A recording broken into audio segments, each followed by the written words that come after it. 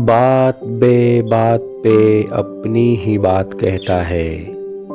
मेरे अंदर मेरा छोटा सा शहर रहता है। दोस्तों, मेरा नाम है राजवर्धन शांडिल्य। कहानियाँ सुनाता हूँ, कहानियाँ जिनमें आप मिलते हैं खुद से। दोस्तों, मैं आपको सुनाने जा रहा हूँ मंडली की सदस्य शबाना आफरी की लिखी कहानी हाय लंबी जुदाई। सीमा को ठीक ठीक याद नहीं आ रहा था। शायद सिंदूर भरते समय रामजीत ने उसको पहली बार कब देखा था, वो भी नजर चुरा के। वो तो अम्मा, भैया और मामा के सामने लाज के कारण उसे देख ही नहीं पाई थी। मन तो हुआ था एक नजर देख लें, मगर एक तो लंबा घूंघट और दूसरी 3 साल पहले इतनी चंचल भी नहीं थी। ब्याह के रस्मों और मंत्र उच्चारण के बीच कब उसे बेदी से वापस ले आया गया, वो जान ही नहीं पाई थी। सुबह सवेरे कोहबर की रस्मों के दौरान जब बड़की भौजी और सीमा की चचेरी बहनें हंसी मजाक करने लगी, तो उसने चुपके से आड़ से रामजीत को देखा। देखते ही जैसे मन में प्यार का सोता फूट पड़ा हो। उसका सुंदर सलोना चेहरा कितना प्यारा लग रहा था, और उसकी काली गहरी आंखों में सीमा उस पर अपना दिल डुबाकर चुपचाप बैठ गई। भाभी दूल्हे के गाल पर चिकुटी काटते हुए बोली, आज जीत हार पक्की हो जाए। चलो नंदोई जी, रस्म पूरी करो। उसके लाल महावर से सजे पैरों को हौले से आगे करके मामी ने दायां पांव सिर पर टिका दिया था और रामजीत से कहा कि वो अपने दुल्हन का पैर उठाकर दिखाए। लाज से हाथ गोदी में धरे वो टस से मस नहीं हुआ। भाभी और मामी गाली देने लगी। भाभी की मीठी मीठी गालियां सुनकर सब हंस रहे थे। मामी की हंसी ठिठोली और भौजी के उकसाने पर रामजीत ने सीमा का पांव उठाना चाहा, तो भाभीियों के कहने पर नाऊ ने पूरी ताकत से उसके पैर जमीन पर गड़ा दिया। 10वीं में पढ़ रहा रामजीत बुद्धू नहीं था। उसने चाल चलते हुए सीमा के पैर में कस के चिकुटी काट ली। हाय राम, चीखते हुए जल्दी से पैर उठा लिए। घूंघट की आड़ से गुस्से भरी आंखों से उसे घूरा तो उसकी नाराजगी देखकर वो हंस पड़ा। सब नाते रिश्तेदार उस लड़के की वाहवाही करने लगे। सीमा को लगा जैसे इस लड़के के खिले रंग में गुलाली रंग घुल गया हो। कितने दिनों तक रामजीत का चेहरा आंखों में घूमता रहा, जैसे ये सारी बातें कल ही की लगती थी। मगर 3 साल बीत गए थे ब्याह हुए। राम जाने गौना किस जन्म में होगा।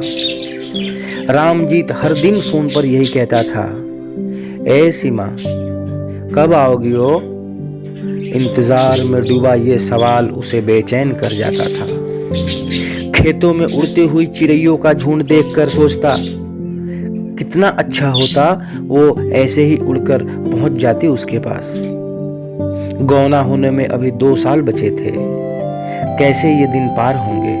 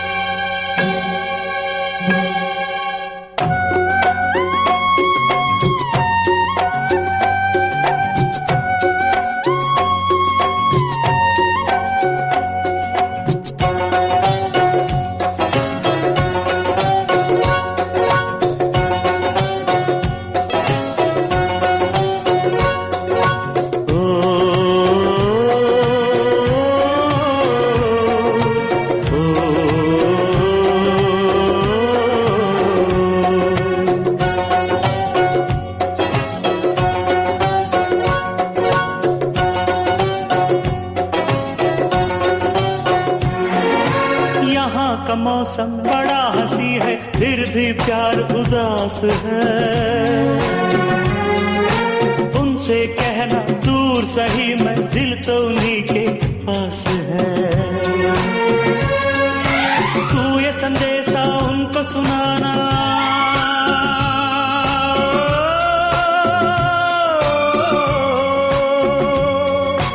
तू ये संदेशा उनको सुनाना, मैं पीछे आया कबूतर जा जा जा, कबूतर जा जा जा, कबूतर जा जा जा, कबूतर जा जा जा।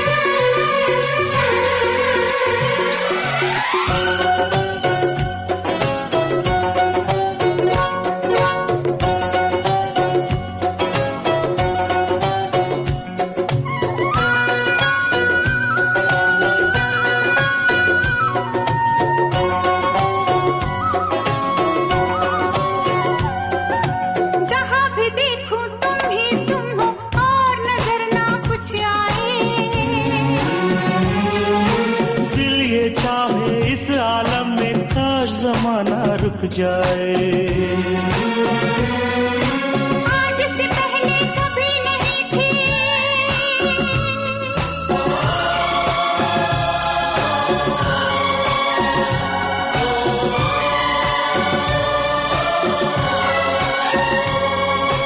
आज से पहले कभी नहीं थी इतनी हंसी दुनिया।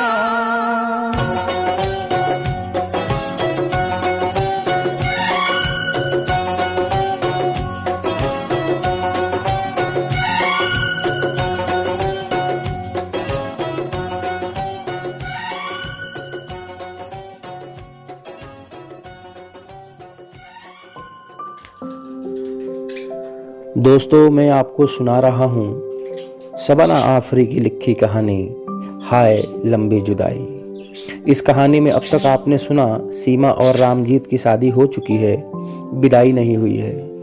रामजीत सीमा से मिलना चाह रहा है, लेकिन विदाई से पहले मिलना जुलना मुश्किल होता है।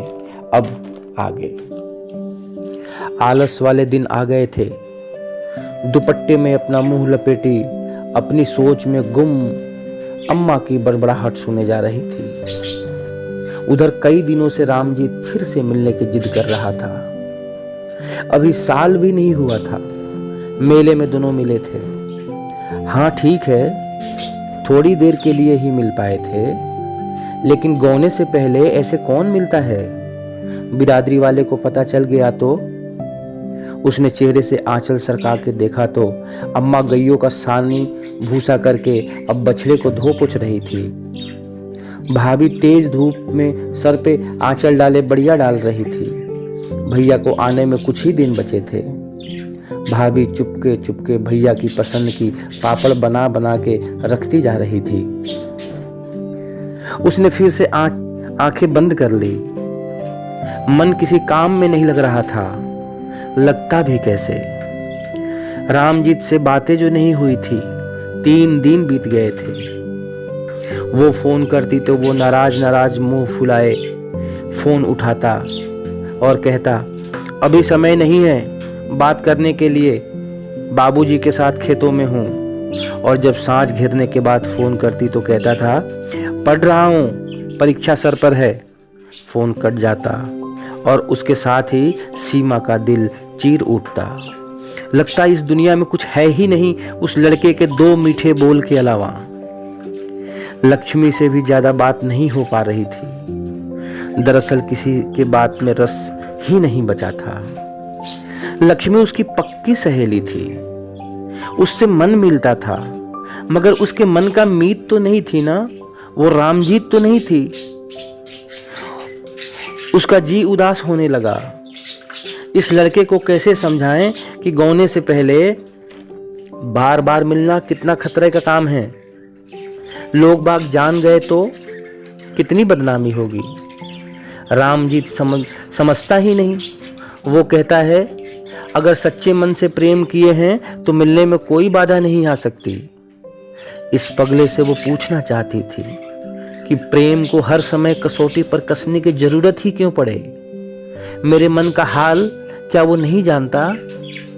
गांव देहात में मिलना जुलना आसान थोड़ी ना है। किसी की नजर पड़ गई तो भैया तो हाथ पांव बांधकर नदी में ही छोड़ाएंगे। उसे वो मुलाकात याद आने लगी। पिछले बरस कार्तिक पूर्णिमा का मेला था। रामजीत उससे मिलने के लिए कैसा अधीर हो रहा था। शिव जी की पूजा भी मन से नहीं कर पाई थी। बार बार डर लग रहा था अम्मा उसके हाव भाव से कुछ जान न ले। मेले की रंग बिरंगी छवि, लोगों के हंसते खेलते चेहरे, खेल तमाशे उसको बांध नहीं पा रहे थे। ऊंचे ऊंचे झूले, सिंगार पिटार की सजी दुकानें, गीत बाजा, कुछ भी अच्छा नहीं लग रहा था। रामदीन मेले के दूसरे छोर पर सीमा का इंतजार कर रहा था, मगर अम्मा की कड़ी नजर से बचकर जाना मुश्किल दिखाई दे रहा था। उसने थक हार कर लक्ष्मी की तरफ असहाय आंखों से देखा तो लक्ष्मी चिढ़ते हुए उसके पास आई और कानों में फुसफुसा कर बोली, अरे बुद्धू, वो तेरा पति है। तू तो ऐसे डर रही है जैसे पाप करने जा रही है। और तेरे जैसे डरपोक को ना प्रेम रेम से दूर ही रहना चाहिए।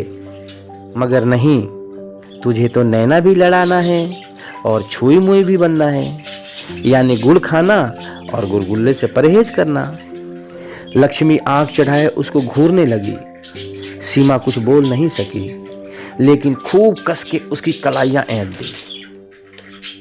लक्ष्मी चिल्लाई, अरे माँ रुक, अभी चाची से बताती हूँ। तेरे सर से प्रेम का भूत नहीं उतरवाया तो मेरा भी नाम लक्ष्मी नहीं। इंतजार में उम्मीद लगाए, ना जाने किस घड़ी साजन मेरा आए।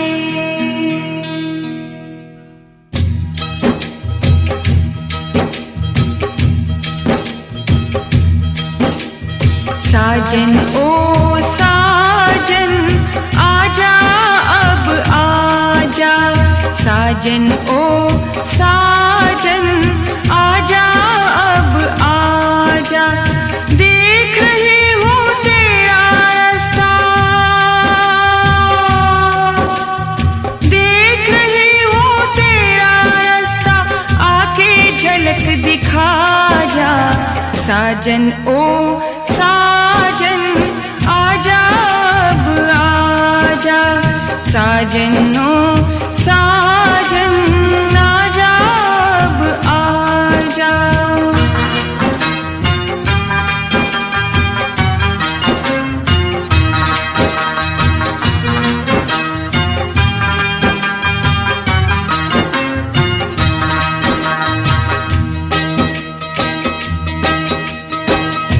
शम्मा बनके मैं जल रही हूँ, शम्मा बनके मैं जल रही हूँ। मोम के जैसे पिघल रही हूँ। शम्मा बनके मैं जल रही हूँ, मोम के जैसे पिघल रही हूँ। दीवारों पे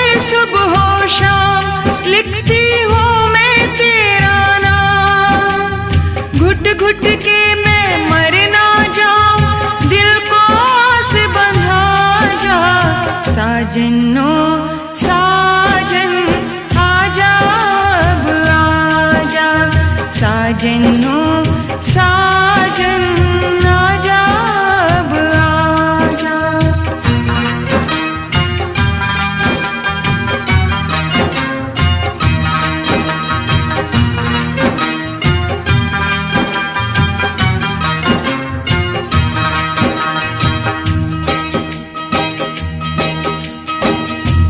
अपनी चाहत क्या रंग लाई, अपनी चाहत क्या रंग लाई, घड़ी मिलन की बनी जुदाई।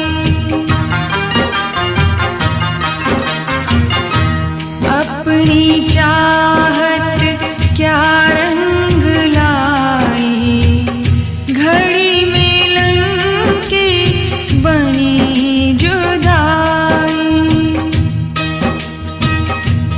तेरी यादें जब जब आए मेरे दिल को बहुत रुलाए, बिन तेरे मैं जीऊं तो कैसे आके मुझे बता जा। साजनो साजन आजा अब आजा, साजनो साजन आजा अब आजा।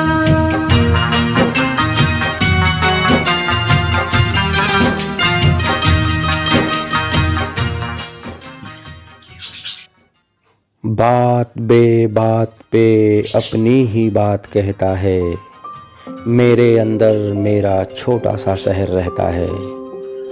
दोस्तों, मेरा नाम है राजवर्धन शांडिल्य। कहानियाँ सुनाता हूँ, कहानियाँ जिनमें आप मिलते हैं खुद से। दोस्तों, मैं आपको सुना रहा हूँ शबाना आफरी की लिखी कहानी हाय लंबी जुदाई। इस कहानी में अब तक आपने सुना सीमा और रामजीत की शादी हो चुकी है, विदाई नहीं हुई है। रामजीत सीमा से मिलना चाहता है, लेकिन विदाई से पहले मिलना जुलना मुश्किल होता है। इसलिए दोनों कार्तिक पूर्णिमा मेले में मिलने का मन बनाते हैं। अब आगे। सीमा मेले में माँ के साथ चलती रही। लक्ष्मी से चुहल करते हुए बराबर उसको रामजीत का ध्यान आ रहा था। उसके आंखों से छलकता प्रेम वो सुख से भर उठती थी। वो मिलने की तलब लिए विचारों के ताने बाने बुन रही थी, लेकिन अम्मा को चकमा देकर वहां से खिसकना कोई आसान काम थोड़ी न था। लेकिन दैव की संजोग से बर्तन की दुकान पर अम्मा की सखी मिल गई। दोनों बतियाने में मग्न हुई तो उसने माँ से कहा, लक्ष्मी के साथ झूले पर बैठने जा रही हूँ, थोड़ी देर लगेगी, तुम परेशान मत होना। माँ ने हाँ में सर हिलाया और बतरस में लीन हो गई। उसने लक्ष्मी का हाथ खींचा और अपने धक धक कलेजे को संभाल दी और उस ओर चल दी जहां रामजीत कब से खड़ा उसका इंतजार कर रहा था। उसने दूर से देखा, मोटरसाइकिल से टेक लगाए नीले स्वेटर पहने वो मोबाइल में कुछ देख रहा था। माथे पर घने बाल बिखरे हुए थे, जिसे वो लापरवाही से एक हाथ से वो पीछे करते हुए आते जाते लोगों में किसी को ढूंढ रहा था। ए जिज्जा जी, उधर कहाँ देख रहे हो? असली फिल्म तो इधर है। लक्ष्मी रामजीत के आगे चुटकी बजाकर खिलखिलाकर हंसी और सीमा के कानों में कोई मजाक की बातें कहते हुए वहां से चली गई। रामजीत एक टक उसका चेहरा निहारने लगा। मांग में दमकता सिंदूर और माथे पर छोटी सी लाल बिंदी। पलक झुकाए चुपचाप खड़ी। क्या ये वही सीमा है जो घंटों बिना रुके फोन पर बतिया रही थी? उसे हंसी आ गई सीमा की घबराहट देखकर। उसने उंगली के पोर से उसके होठ को छूते हुए बोला, हम कोई गैर नहीं है जो हमारी तरफ नहीं देखो। पति है तुम्हारे। ये कहते हुए उसके गाल पर चमकते तिल को छुआ तो सीमा चिहुक कर पीछे हट गई और लाज से उसका चेहरा गुलाबी हो गया। तभी उसके आगे हथेली फैलाते हुए बोला, देखो क्या लाए हैं तुम्हारे खातिर, देखो ना। सीमा ने लंबी पलकें उठाई और उससे नजरें मिलाई। उन आंखों से कितनी शरारत झलक रही थी। उसने फिर से पलकों की झालर गिरा ली और धीरे से बोली, अभी कोई देख लेगा तो बड़ी बदनामी होगी। हम जा रहे हैं, अम्मा रात देख रही होगी। रामजीत ने बिना कुछ बोले उसके हाथों को थाम लिया और जेब से लाल नगीने वाला चमकता कंगन निकाला और उसके कलाइयों में पहना दी। कितने सुंदर कंगन हैं, कहते हुए सीमा ने कलाइयों में पड़ी उस प्रेम निशानी को देखा और उन्हें अपने आंखों से लगा लिया। दो मासूम दिलों में प्यार का समंदर और गहरा हो उठा था। अच्छा सुनो, एक और चीज लाया हूं, वो तभी दूंगा जब तुम मुझको आई लव यू कहोगी। रामजीत ने मुट्ठी में दबाए हुए कहा। हाय राम, पागल हो गए हो क्या? कहने न कहने से क्या होता है? कहने से बहुत कुछ होता है। वो मुंह फेर कर खड़ा हो गया। सीमा उस रूठे रूठे लड़के से कुछ कहने जा ही रही थी कि तभी लक्ष्मी की आवाज आई। वो बुला रही थी, जा रहे हैं हम, मेरी ओर देखोगे भी नहीं? सीमा कुनकुनाई। उसकी बात सुनकर रामजीत ने तड़प कर देखा और कहा, इतनी जल्दी? अभी तो तुमसे ठीक से मिल भी नहीं पाए। सीमा ने प्यार भरी आंखों से उस सलोने मुखड़े को देखा और हंसकर उसके मुट्ठी में दबे मंगलसूत्र को झपक लिया। सामने देखा तो लक्ष्मी गुस्से में बकती झकती चली आ रही थी और तेजी से पलट गई और जाते जाते चिल्लाकर बोली, अब सीधे गौने में मिलेंगे। कह तो दिया था उसने, मगर सालों इंतजार करना आसान था क्या?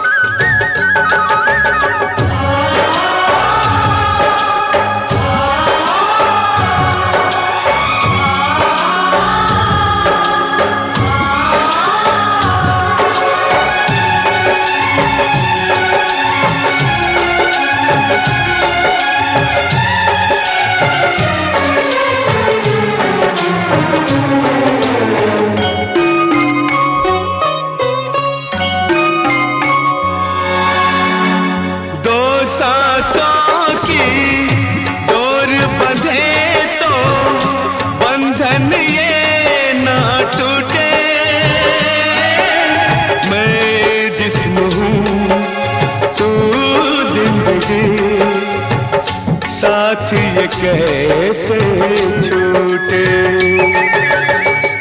दो सांसों की डोर बंधे तो बंधन ये ना टूटे। मैं जिस्म हूँ तू जिंदगी, साथ ये कैसे छूटे।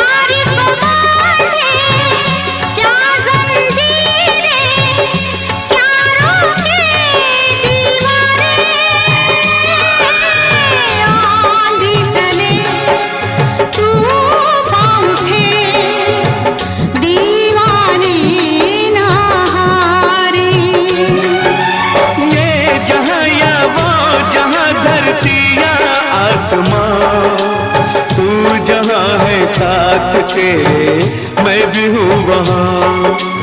ओ साथी आजा,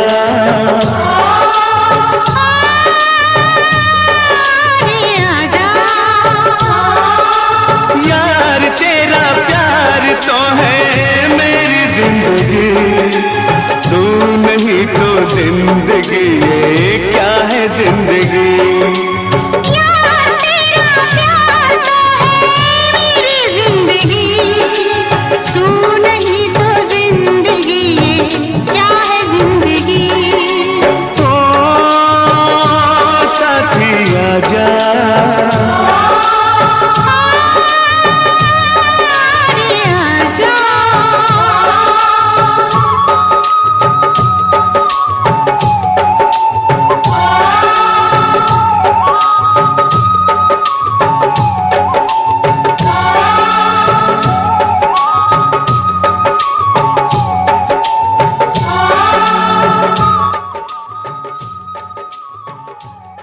इस कहानी में अब तक आपने सुना सीमा की शादी हो चुकी है रामजीत से, मगर गौना नहीं हुआ।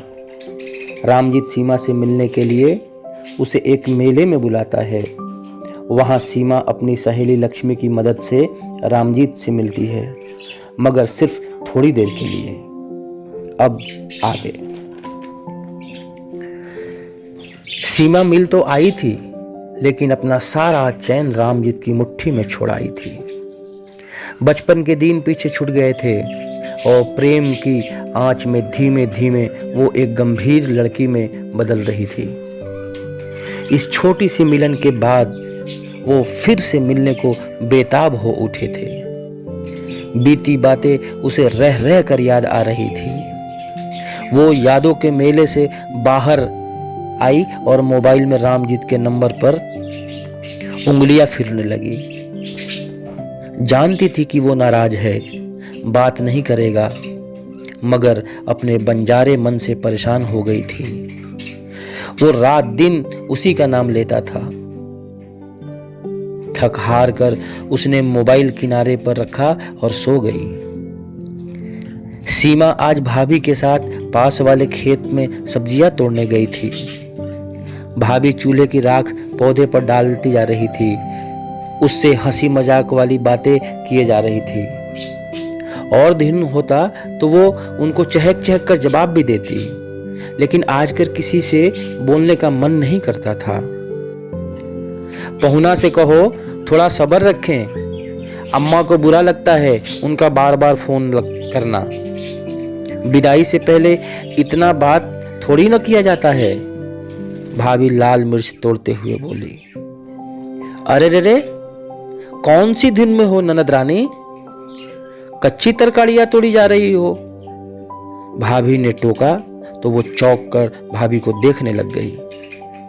फिर धीरे से बोली, अम्मा से कहो ना हमारी विदाई कर दे। 2 साल रोक के रखने का क्या फायदा, आखिर कुछ दिन बाद करेंगी ना, तो आज ही कर दें। हे भगवान, इस लड़की को सद्बुद्धि दे। वहां तुम्हारे भैया हाड़ तोड़ मेहनत करके रुपया पैसा जमा करके शान से सीमा का गौना करना चाह रहे हैं, और यहाँ बहन है कि कह रही है आज ही ससुराल भेज दो। भाभी पल्ला झटकते हुए बोली। सीमा नहीं कह सकी कि हमें कुछ नहीं चाहिए, कोई मोह नहीं सामान का और गहनों का, उसे कोई लालच नहीं है किसी चीज का। उसे तो उसका प्यारा जीवन साथी मिल जाए, संग रहने के बहाने मिल जाए, बस इससे ज्यादा और कुछ नहीं। इन दिनों वो शिव बाबा की पूजा करने लगी थी। अपने प्रेम को बुरी नजर से बचाने के लिए बरगद के पेड़ पर कलावा भी बांध आई थी। लक्ष्मी उसका मजाक बनाते हुए कहती, हाय रे बेरी दुनिया, पति पत्नी को मिलने भी नहीं देती। सुन, तू एक काम कर, अन्न जल त्याग कर तू ना अनशन पर बैठ जा। चाची को दया आ जाएगी और जीजाजी को बुलाकर तुमको उनके हवाले कर देगी। भोली प्रेम दीवानी, आइडिया कैसा लगा? सीमा हंसकर उसको मारने को दौड़ पड़ी। बड़ी कर्तव्यबाज थी लक्ष्मी, ऐसे चकमा देकर भागती कि वो देखती रह जाती थी।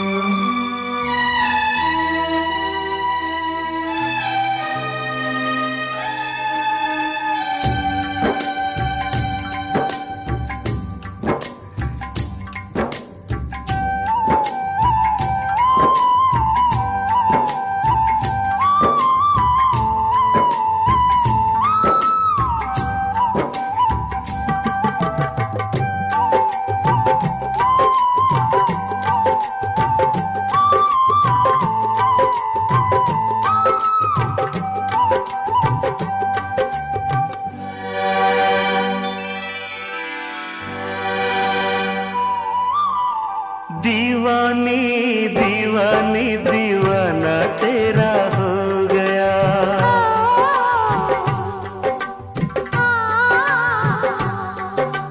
दीवानी दीवानी दीवाना तेरा हो गया। जब से तू दिल में समाई,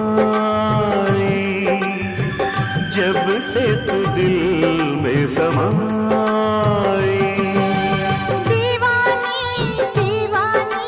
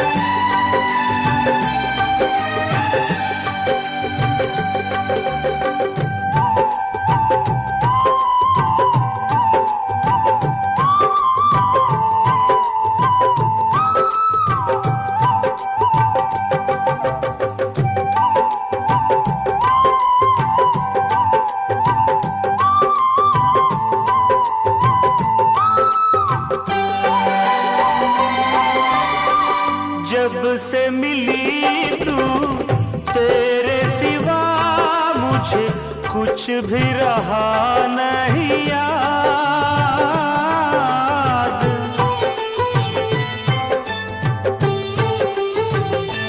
ओ जब से मिली तू तेरे सिवा मुझे कुछ भी रहा नहीं याद।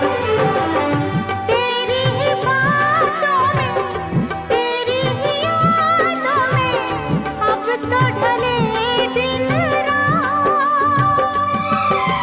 चाहत मेरी तू, राहत मेरी तू, किस्मत मेरी है तू। ओ जन्मों से जिसके सपने सजाऊं, सपना वही है तू। सजनी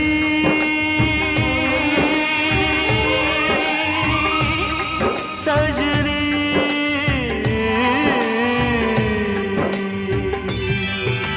दीवानी दीवानी दीवानी तेरी हो गई।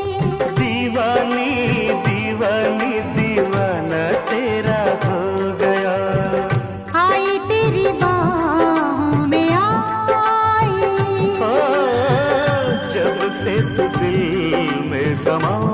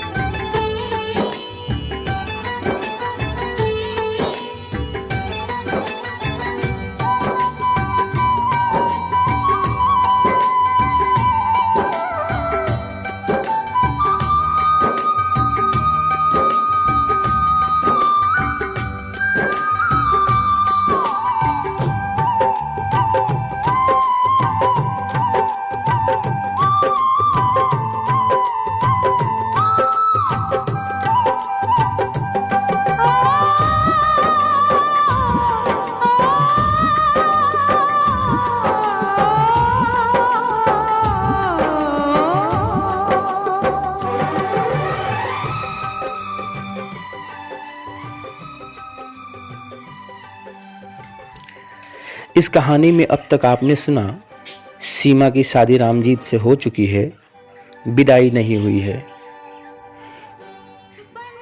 वो चोरी चुपके एक मेले में मिल चुके हैं, लेकिन मिलने के बाद उनको लगता है कि अब साथ रहना चाहिए। सीमा अपने भाभी से विदाई करवाने की बात कहती है तो भाभी नहीं मानती।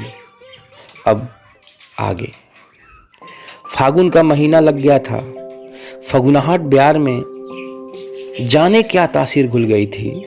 रूठा रूठा रामजीत फिर से सीमा से प्रेम भरी बातें बतियाने लगा था। सरसों के खेत पूरी जवानी दिखाते हुए लहलहा रहे थे। हवाओं में तैयार फसलों की गंध भर गई थी।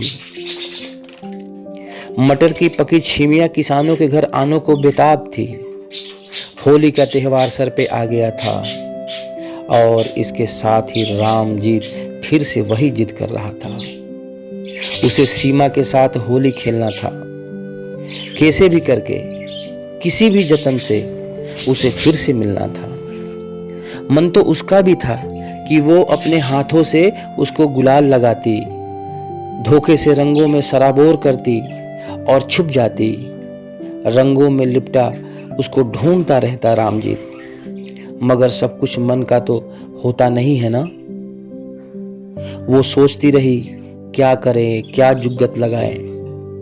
तब लक्ष्मी ने उसको राह सुझाई। बोली, जीजा जी को रंग ही लगाना है ना, तो होली के दिन लगाओ या उसके 2 दिन 3 दिन पहले लगाओ, क्या फर्क पड़ता है। सीमा के समझ में कुछ नहीं आया। वो टुकुर टुकुर देखती रह गई। अरे वो जो गांव के बाहर आम का बगिया है ना, कल वहीं उनको बुला लो और अबीर लगाकर घर वापस आ जाओ। उनकी भी बात रह जाएगी और तुम्हारी भी मन की हो जाएगी। मगर कल तो भैया आ रहे हैं पंजाब से, सीमा ने डरते हुए धीमी पलक उठा के कहा। हाँ तो भैया सांझ तक आएंगे ना, तू खड़ी दोपहरिया में बुला लेना, सुनसान रहेगा, कोई नहीं देख पाएगा। उसे लक्ष्मी की ये बात भा गई। उसने रामजीत को फोन करके कल मिलने का दिन पक्का कर लिया। सीमा ने कह तो दिया था, पर डर लग रहा था लोग जान गए तो बदनामी तो होगी ही, बिरादरी के लोग उनको परिवार से बाहर भी कर देंगे। बिरादरी की सोचे या मन का ख्याल करे जिसमें रामजीत बसता था। दूसरे दिन सुबह होते ही सीमा घर के कामों में लग गई। आज उसको अम्मा को खुश जो करना था और अम्मा उसको काम करते देख खुश हो रही थी। घर के पास वाले खेत से चारे के लिए घास काट कर लाई और गैया के चारा पानी का इंतजाम कर दिया। पूरा आंगन धो पोंछ कर चमका दिया। अब उसे तैयार होकर रामजीत के पास जाना था। समय के साथ उसके दिल की धड़कनें अपने रफ्तार से बढ़ रही थी। ऐसे चोरी से मिलने में डर तो बना रहता है ना। दोपहर में जब अम्मा की आंख लग गई तो उसने अबीर गुलाल वाली थैली उठाई और लक्ष्मी के संग बगीचे की ओर चल दी। अपने बाएं हथेली में गुलाब का फूल दबाए सीमा कुछ सोचकर मुस्कुरा उठी। आते हुए कक्का की फुलवारी से नजर बचाकर उसने एक गुलाब चुरा लिया था।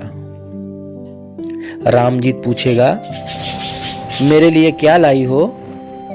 यही गुलाब का फूल उसके चेहरे पर फेर देगी और कहेगी, और कुछ लाने की जरूरत है क्या?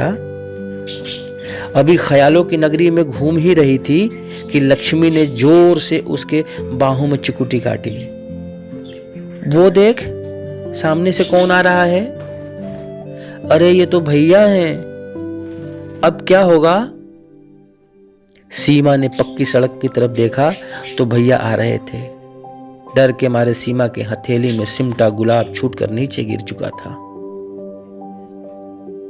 इस कहानी में अब तक आपने सुना, सीमा और रामजीत का ब्याह हो चुका है, गौना नहीं हुआ है। इस बात से दोनों परेशान रहते हैं।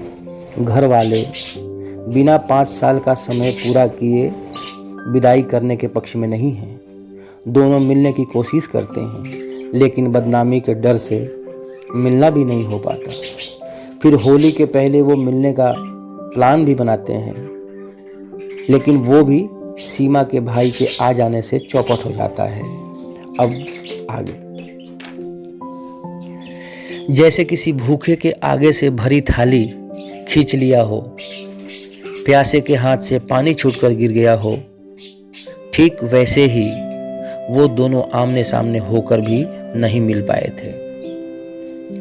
सीमा के आंसू नहीं थम रहे थे। रामजीत का इंतजार, उसकी बेबसी उसे मारे जा रही थी। प्रेम की तेज धार उसे चीर रही थी।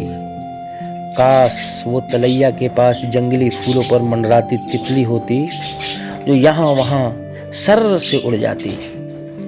सीमा ने दुखी होकर मोबाइल की तरफ देखा। रामजीत का नंबर चमक रहा था।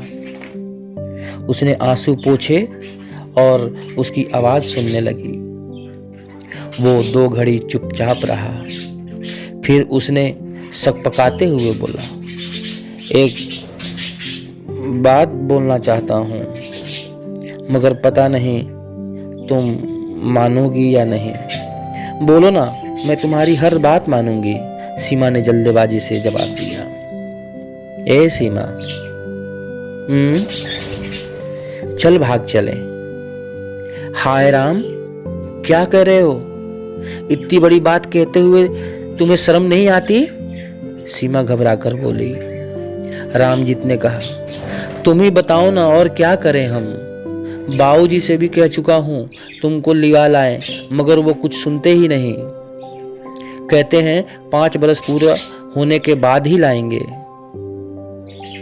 तब तक तो हम मर ही जाएंगे ना।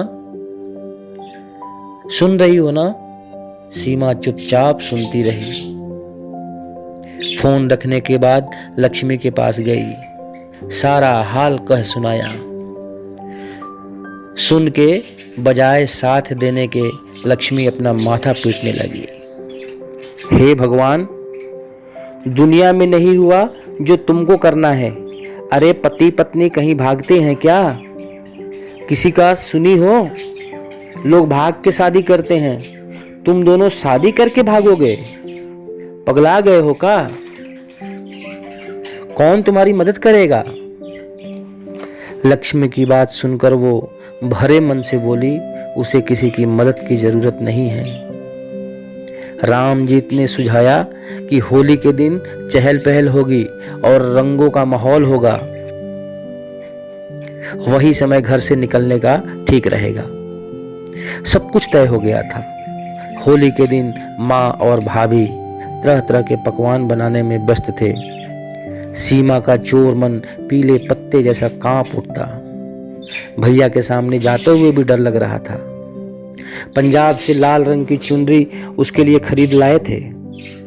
रात में माँ को दिखाते हुए कहा, सीमा का गौना इतनी धूमधाम से करेंगे कि पूरी बिरादरी के लोग देखते रह जाएंगे। पता नहीं मन क्यों शांत नहीं हो रहा था। वो दुविधा में थी, क्या करें क्या ना करें। रामजीत के साथ जाने का मन बना लिया था, लेकिन तब भी वो खुश नहीं हो पा रही थी। क्यों? आखिर उसे रोना क्यों आ रहा था? माँ ने लाड़ बरसाती आंखों से जब नमक परा छानती सीमा की ओर देखा तो उसका जी धक सा हो गया, जैसे कुछ ठीक नहीं हो रहा हो। ये क्या था? अचानक चौके से उठकर सीमा बाहर आ गई और कमरे में बाहर रामजीत का नंबर लगाने लगी। उधर से फोन रिसीव होते ही जल्दी से बोली, हमें लगता है हम ये ठीक नहीं कर रहे हैं। तुम्हारे बाबूजी की भी और हमारे भैया की भी समाज में बड़ी बदनामी होगी। हम तुमसे बहुत प्रेम करते हैं, तुम जानते हो ना, मगर परिवार का सर नीचा होते नहीं देख सकते। हमको माफ कर देना। कहते हुए सीमा ने आंसू छलकाए और वो रो पड़ी। उधर से फोन कट गया। फोन रामजीत ने नहीं, सामने बज रहा था, सो उसके बाबूजी ने उठा लिया था। फोन सुनने के बाद वो चुपचाप बैठ गए थे। सीमा और रामजीत के बारे में सोचने लगे।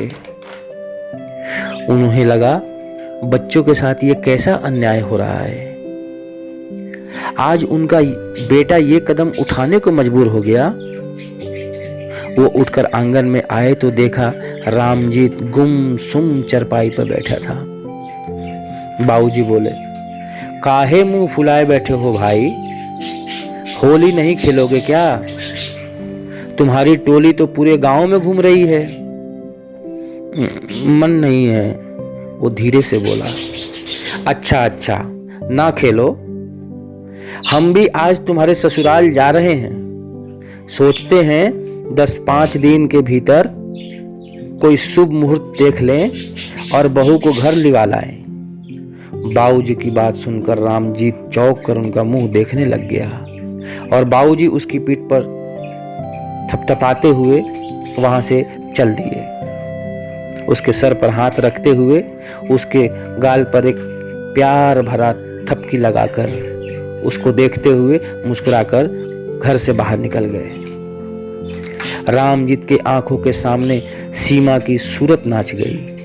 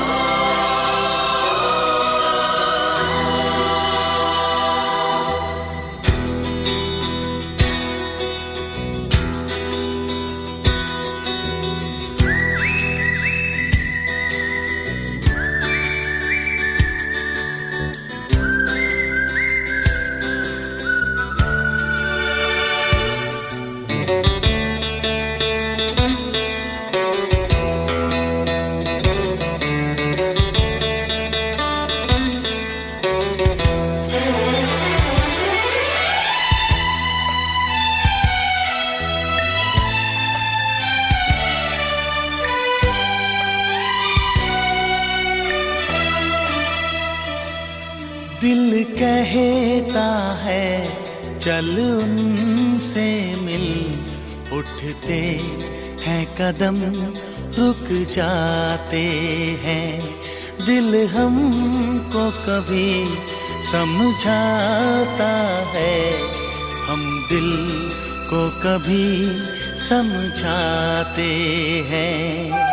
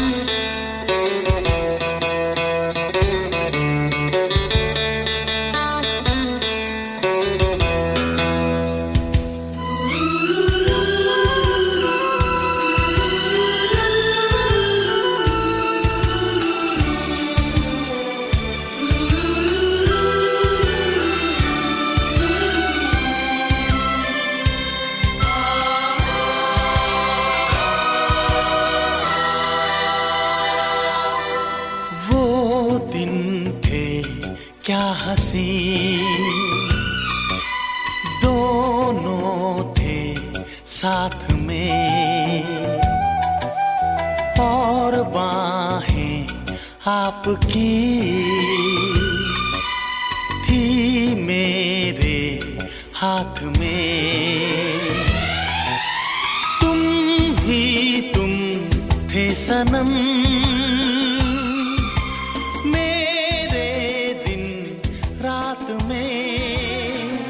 पर इतनी बुलंदी पे तुम हो मेरी जान, आए न दामन अब हाथ में, पाना तुमको मुमकिन ही नहीं सोचे। और कानों में शहनाई की गूंज सुनाई देने लगी। बस इतनी सी थी कहानी। दोस्तों, अगर आपके पास में भी ऐसी कोई कहानियाँ हो तो आप हमें मेल कर सकते हैं